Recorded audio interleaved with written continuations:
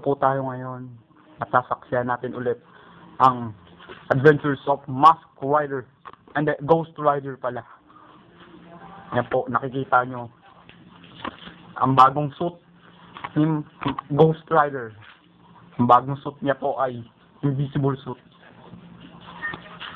Kamukhang-kamukha niya talaga si Ghost Rider. Naghanap ng kalaban si Ghost Rider.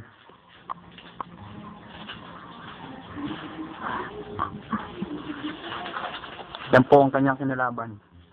Yung asong walang kamalay-malay.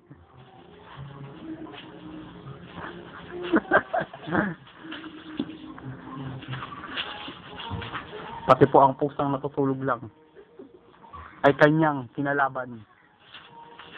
Patay ang pusa. Yung aso buhay pa. Patay na.